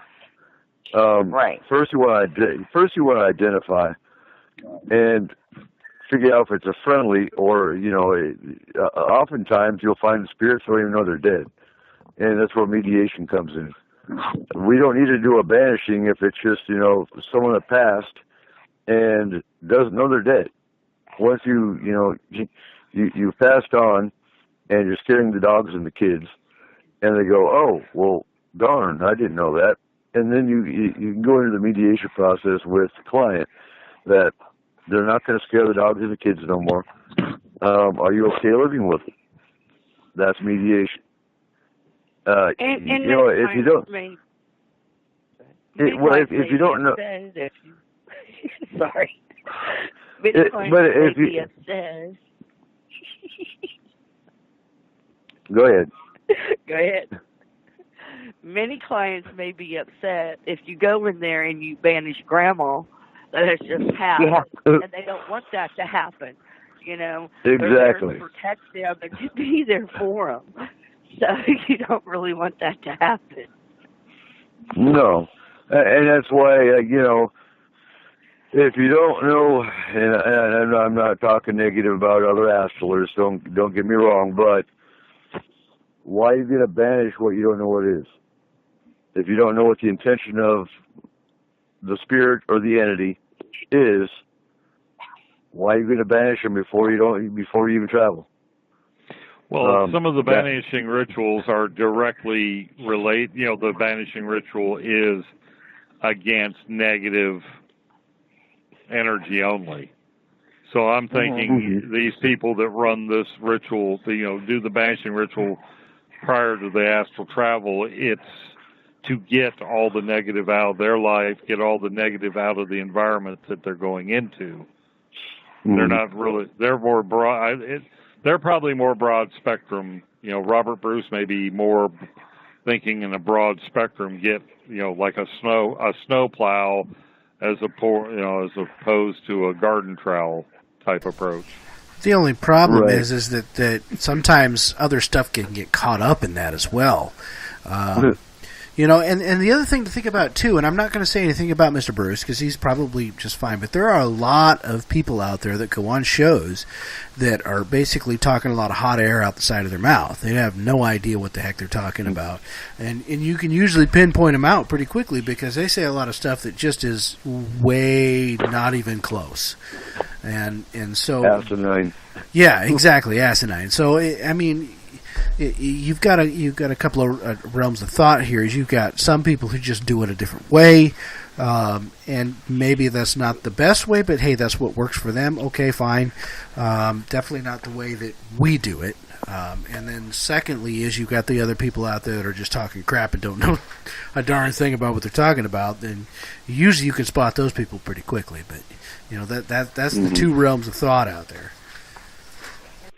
And on the subject of invocation, go ahead, sis. A lot of it is the perception. If something touches a client and they're unprepared and unknowing on how to handle that thing, automatically they think it's something negative. But like I said, it may not be. It may be a past relative or something like that, just simply trying to make contact. And they're not trying to be negative, they're just trying to get their attention. Because it scares the client, they think it's negative. And that's part of the reason we have the questionnaire, is to get more detail. Once you get more detail that, you know, they were stroking my hair, but I thought they were pushing me, or I thought they were scratching me. You know, you start getting more details about the experience they're going through, and you start, you know, you help them realize that actually it's your grandma. What else was going on at the same time? And, you know, there you go. But, you know, instead of banishing, what we do is shield. You can go in cloaked. You go in shielded. That's also why we have certain protocols that we do before they even go to the client's house, such as touching base with either headquarters here or one of our other team leads. Because what we're finding, too, is some entities and spirits can detect the team coming in before they get there, and they hide. Yeah. So we're kind of switching up the way we do things to try to either test it or, you know, figure out how they're being detected. Well, and now we got two local spots for Astral to be able to that's heavily shielded to make a stop in and out of, and that's headquarters at your place, and Team Detachment 1 at ours. Right. Now on the invocations I do use, they're very powerful. So most of our things, I don't use them for alien cases. It's usually something we need to call in a whole lot of power for. You can invoke many different things, to help you in certain instances. But I don't use them that often, but when I do use them, they're very powerful and usually successful. But it's not something that I have to pull out of my bag of tricks, But we have.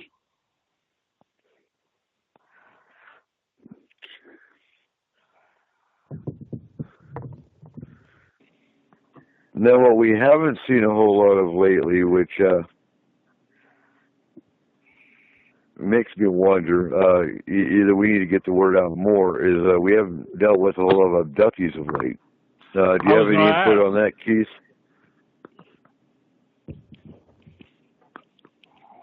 Somebody wake up Keith. Yeah, still awake.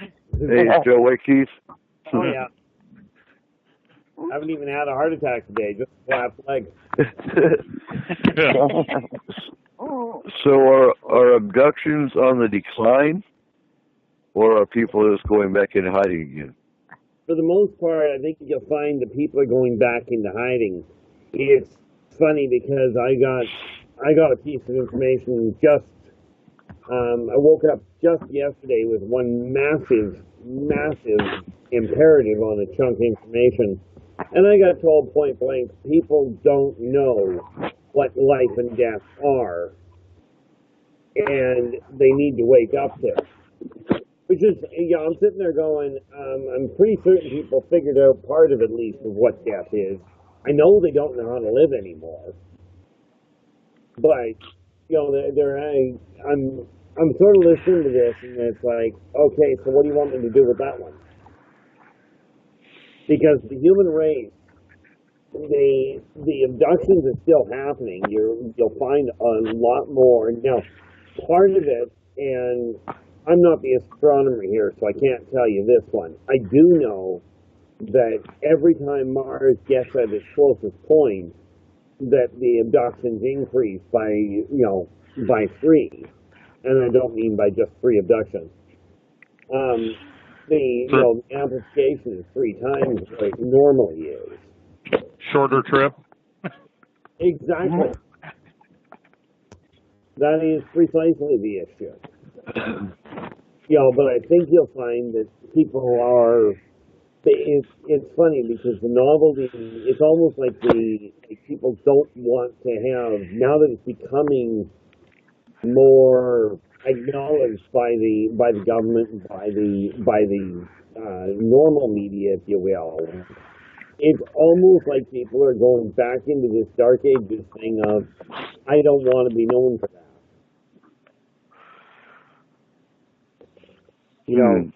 Seems to be part of the problem. Okay. Yeah, there does seem to be a stigma to it. I mean, it's just an unavoidable. And you would think, with the more accepting attitude in society now, people would be coming out as abductees to try and grab some of that, that crowd approval.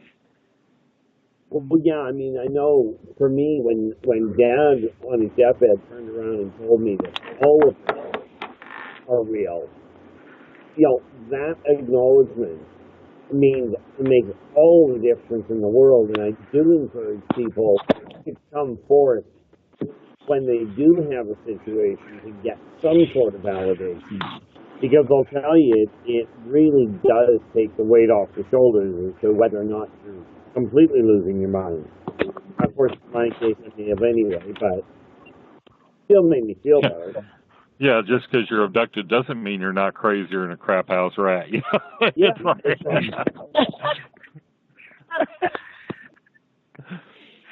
Well, and and that's usually also doesn't matter what the paranormal issue is. That's usually the first comment out of the client's mouth is you're going to think I'm crazy. True. Well, yeah, well, it's almost run it by ingrained. Yeah. Oh, if you only knew. Yeah, I mean, yes.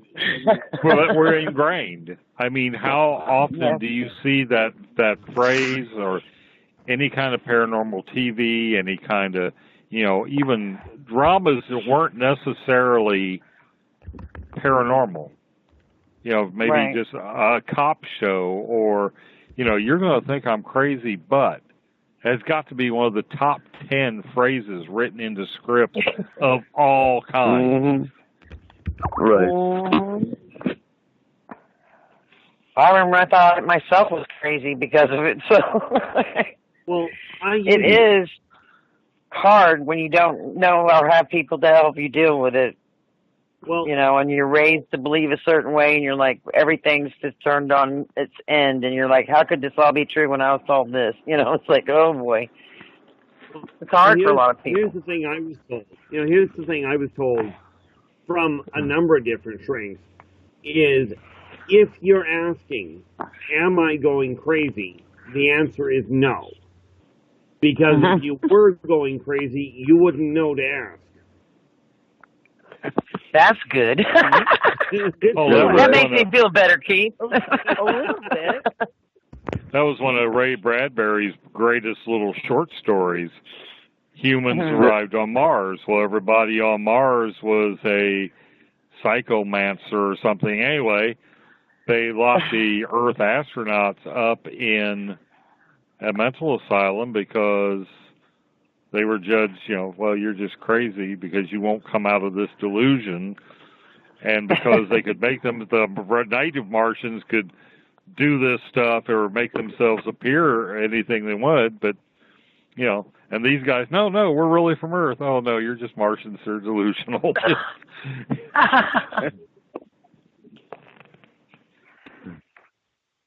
the hard part, of course, is that people don't realize why, they don't realize the damage that people in this field have caused. When you go to somebody that claims, and I realize, let's face it, S4 doesn't do this, neither does SOR, but, the sad reality is that so many people in this field, you go to them and they say, oh, I really believe in UFOs, or I really believe in ghosts. The moment you tell them that you think you may have had an interaction or an altercation with them, they go, you're completely off your nut. Which does tend to drive people back into hiding.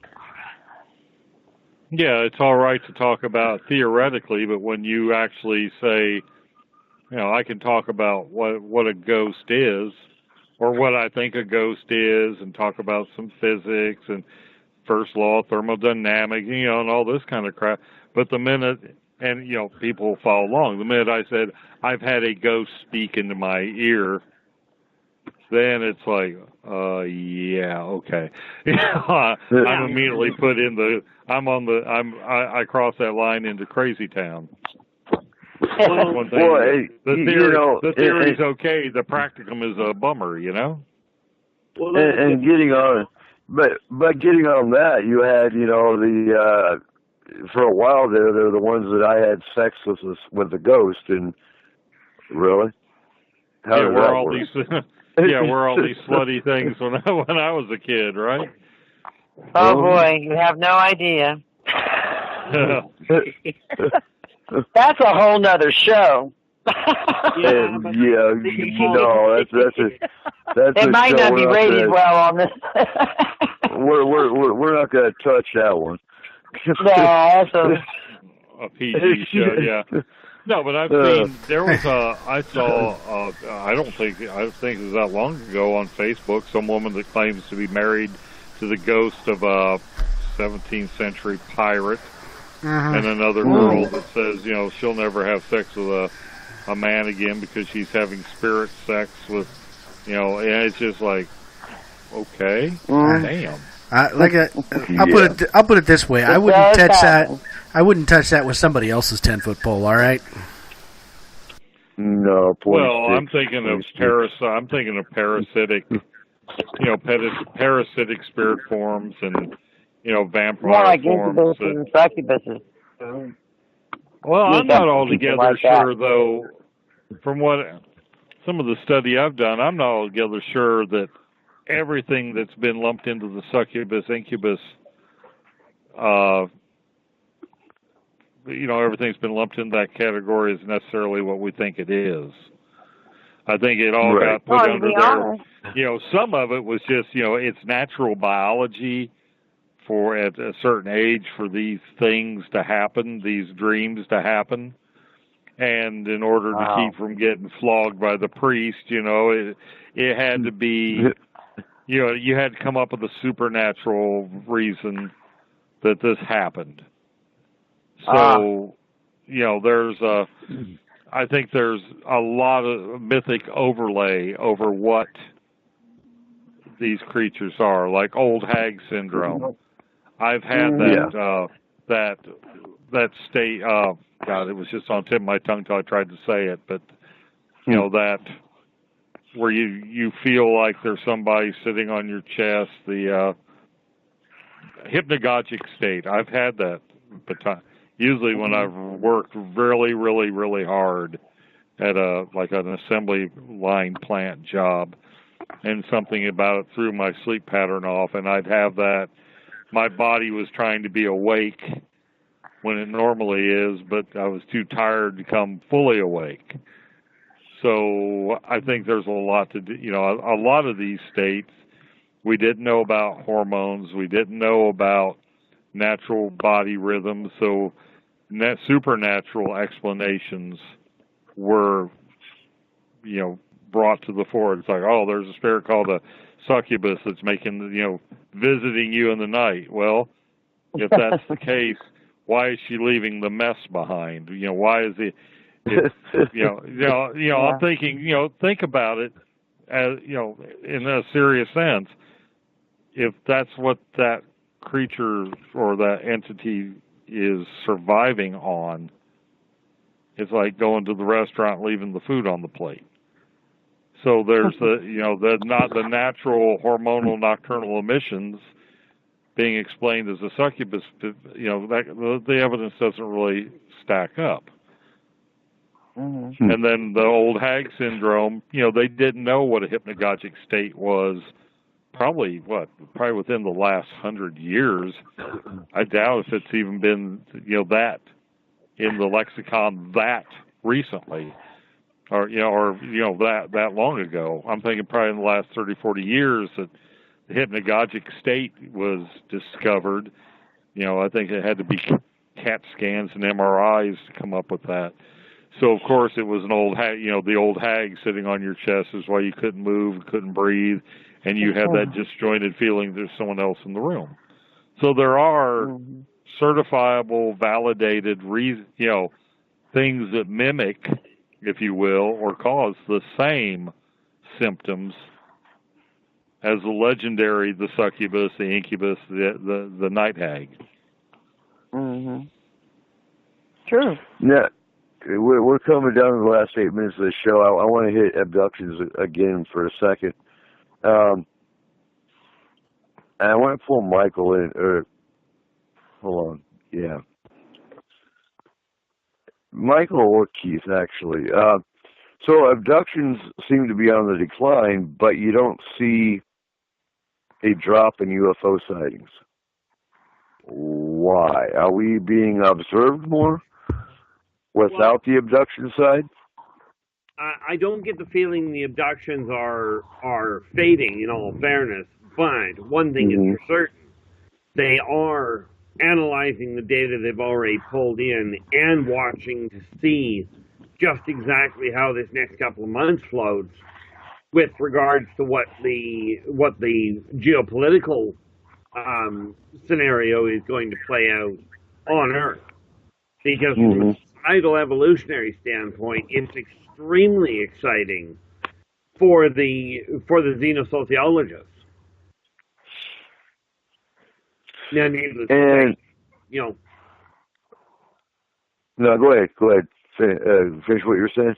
well, for the people that don't know what that is, that's the off-worlders that are studying, you know, what they call a non-standard civilization. Since they're not human, the humans become the Xenos. Right. They right. become the aliens. And Michael, would you agree or disagree that UFOs are on the rise or staying about the same, based on the reports you've seen? You know, I get the feeling that ever since the New York Times article in December, people are feeling more comfortable to tell their sighting stories. And I think maybe that could count for some of the rise in sightings that we are hearing about. It's very, of course, Peter Davenport tells me that he only gets a report from a very, very small percentage of the sightings that actually happen. So maybe we've got a double-edged sword going here where people are feeling more comfortable to report them, and that might be the actual cause of the rise in sighting reports. And that could be, and Renee's bringing up the point that it seems the mutilations are down too or not being reported. And when it comes to the mutilations, I think some of them are alien, I think some of them are government. And if it's government, they're not going to be reported. You know, with the day and age we live in now, there's a lot more secrecy and a lot more is being hushed up. And didn't the mutilations basically kind of stop around the early 90s? I mean, it seems like most of that just kind of quit right there. Yes and no. You will find an occasional report, not like you used to from the 70s or 60s to about the 90s. Yeah, you saw about the peak of them. But every once in a while, you will, you know, one report will slip on through. Does that mean they're down, or does that mean they're just being hushed up, you know, better? I don't know. Yeah, and that's where it becomes a little bit of a question as far as, you know, that side of it goes.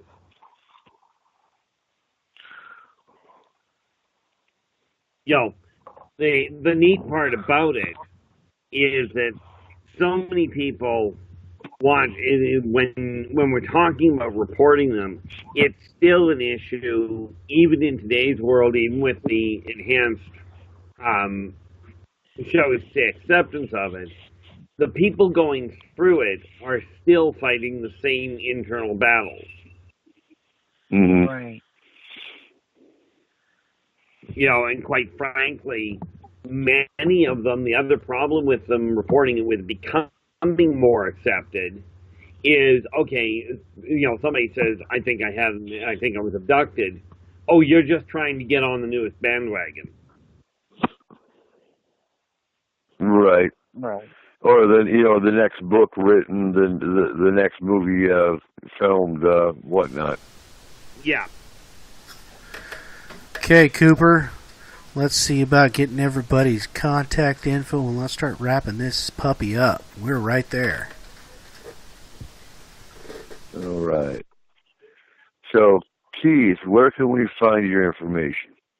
Easiest place is YouTube under R. Keith Andrews, or if you want to drop me a direct line at Inner Voice Enterprises at yahoo.ca. Those are the easiest ways to find me. All right. And Michael, where can we find UFO I-Team and your new show? Yeah, the UFO I-Team, of course, is on Facebook. You can see our archived sky watches and reports there. And the webpage is www.ufoiteam.com.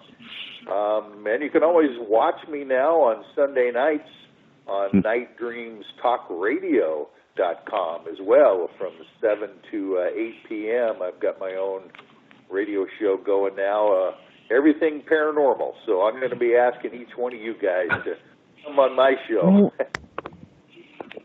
Excellent. Fantastic. Right, Can't wait on that. And as normal, you can always find Forest Moon Paranormal on Facebook. Just look for Forest Moon Paranormal, or go to www.forestmoonparanormal.spruce.com. And you can now find the Paracon website at www.fmparacon.com. And finally, Markham, where can we find the Fringe? You're part owner. Yeah, you can find the Fringe at thefringe.fm. And you'll see our homepage, our featured hosts, our featured broadcasts, and a listen icon, a chat, our schedule and our news, all laid out really well. Joe's got a very nicely designed website for us. Excellent. All right. Thanks, everyone, for being on the show tonight. As usual, a great team show. And Corey, take us home. Okay.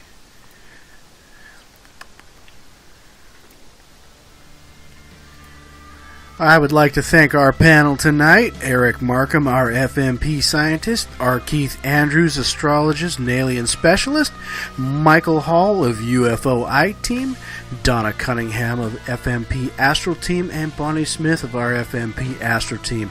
Join us next Saturday at midnight Pacific Standard Time as we talk alien experiencer stories. You can find us on Spreaker.com, SpacedOutRadio.com, and The Fringe FM. And for local listeners, KSVU 90.1. I would like to thank our listeners because without you, there is no S4. Good night, and remember, keep your eyes to the skies.